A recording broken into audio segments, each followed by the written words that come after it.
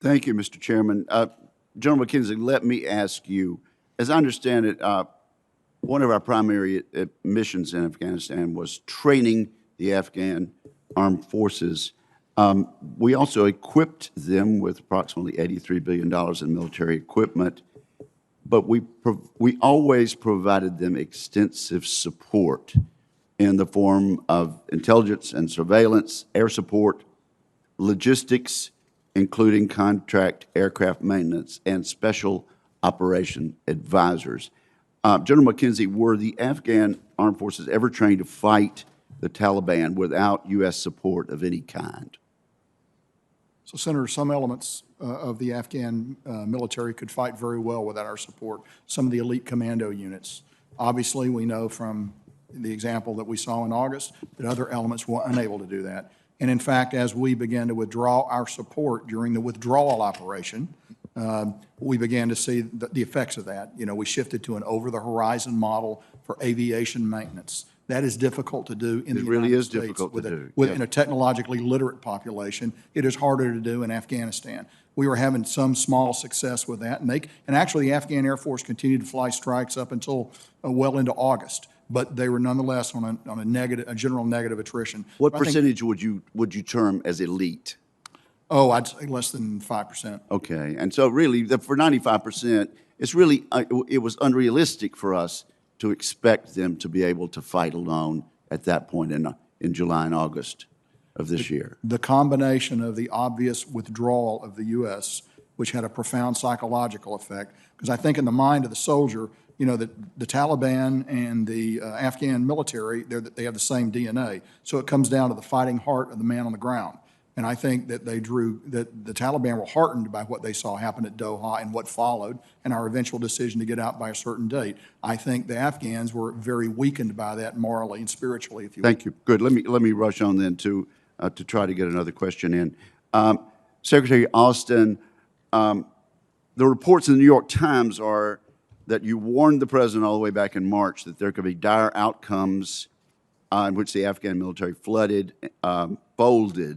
in an aggressive advance by the Taliban, and that you drew comparisons between that and our experience in Iraq, where a disaster unfolded and we were required to go back in.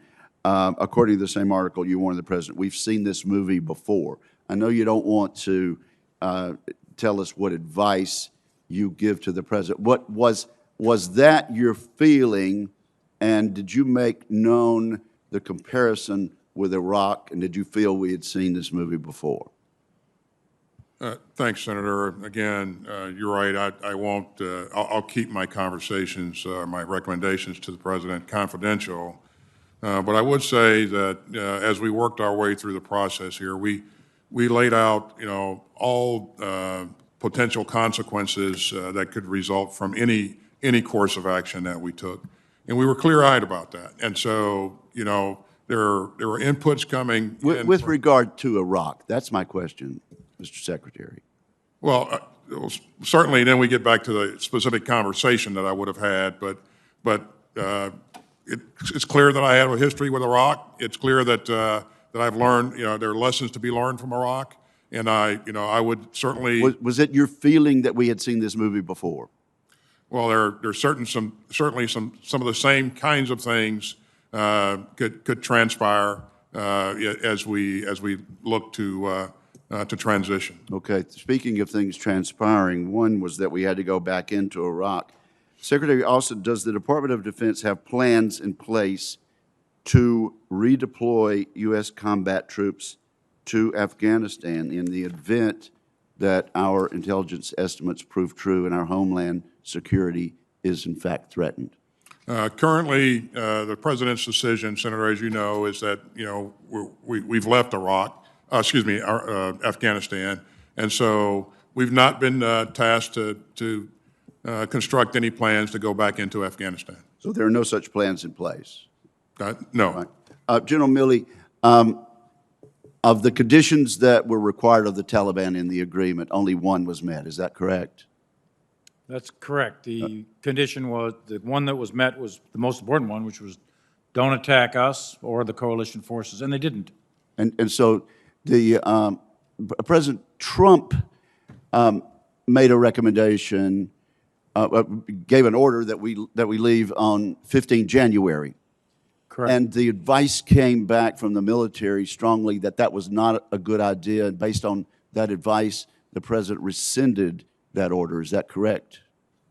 Correct. And none of those conditions that President Trump based his decision on had been met in 2021 when President Biden made the same, in fact, the same decision. Is that correct? Those conditions were never met. That's correct. All right. Thank you very much. Thank you, Mr. Chairman.